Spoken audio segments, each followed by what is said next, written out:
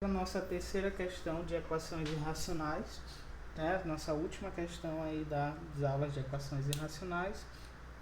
E essa questão ela tem uma sacada um pouquinho diferente. Por quê? Porque nós temos no primeiro membro um termo aí que está dentro da raiz e o menos um que está fora da raiz, certo? Então é ideal que toda vez que a gente for resolver equações irracionais, que a gente deixe um membro exclusivo para a nossa parte racional. A nossa parte racional é justamente isso daqui. Por quê? Porque a raiz, porque a nossa incógnita está dentro da raiz. Então, a gente tem que deixar um membro só para ela.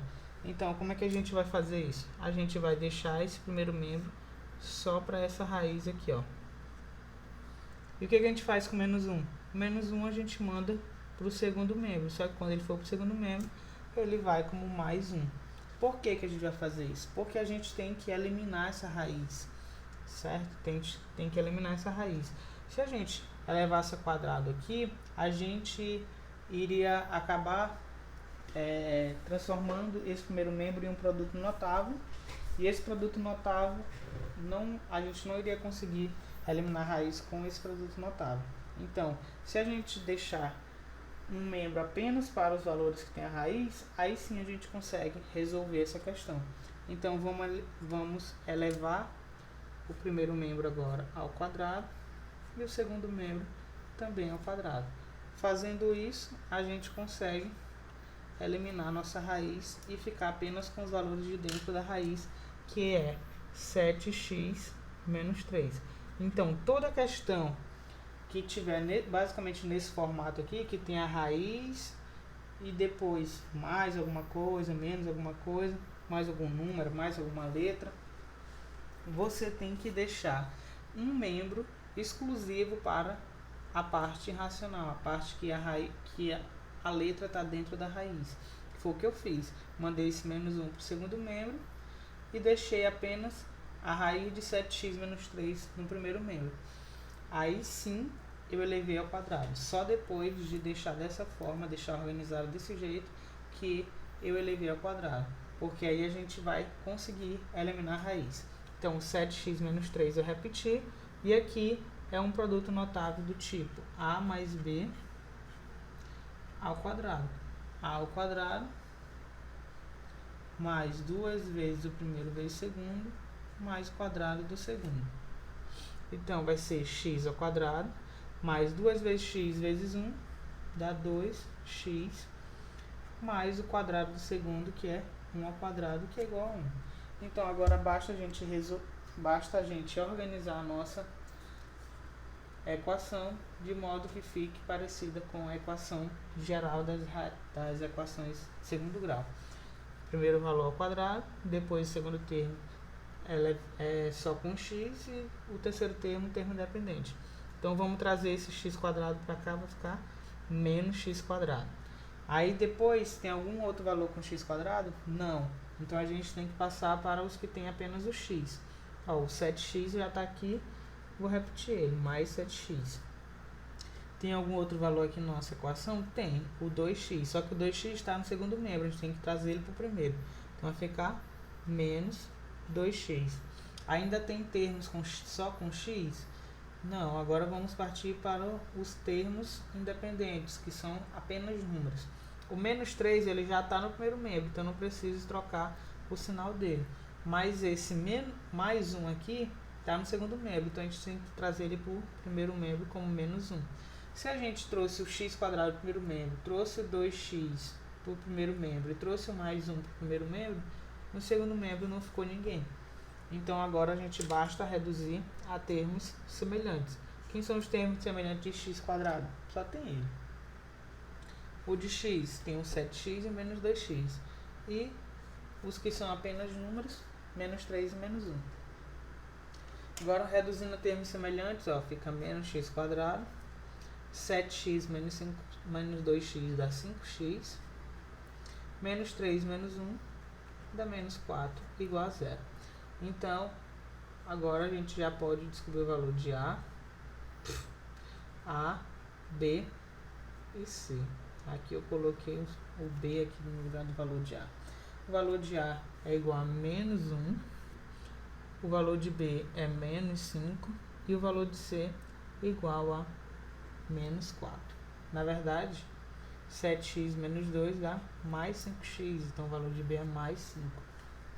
Então vamos calcular o valor de delta e da fórmula de Bhaskara. Eu sempre coloco aqui as fórmulas, apesar de já ter decorado, mas eu coloco para os alunos que estão acompanhando a sequência das aulas.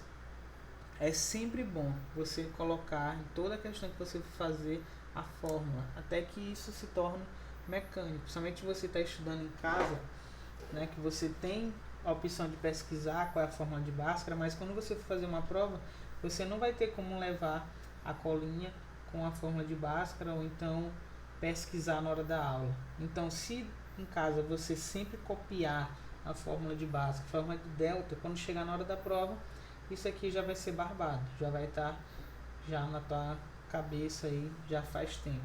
Isso aqui são fórmulas que eu já decorei há bastante tempo.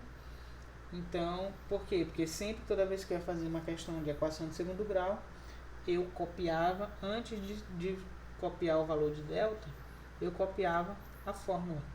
Então, quando eu ia fazer uma prova, a fórmula estava bem fresca na minha cabeça. Então, b ao quadrado, o b é 5.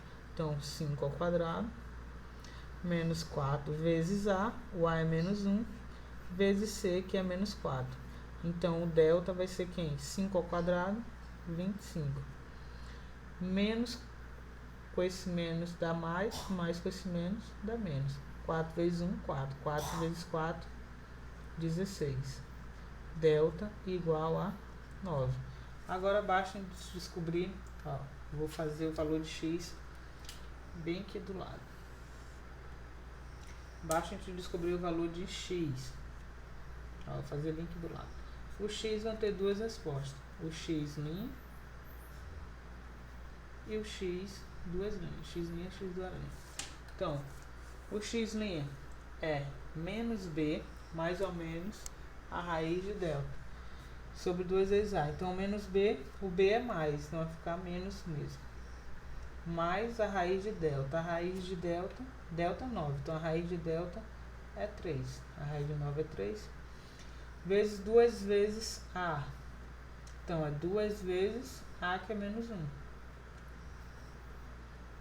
Menos 5 mais 3 dá menos 2. Menos 2 vezes... Aqui, ó, 2 vezes menos 1 dá menos 2. Menos 2 sobre menos 2 dá mais 1. E o x duas linhas, o que muda? O que muda é o que no lugar do mais ali é menos. Então, 5 menos 3, 2 vezes menos 1. 5 menos 3 dá menos 8.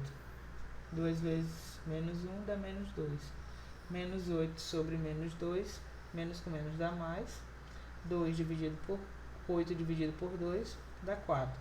Então, nós descobrimos que o x' é mais 1 e o x duas linhas é igual a 4. Então, essa foi a nossa última questão aí de equações irracionais.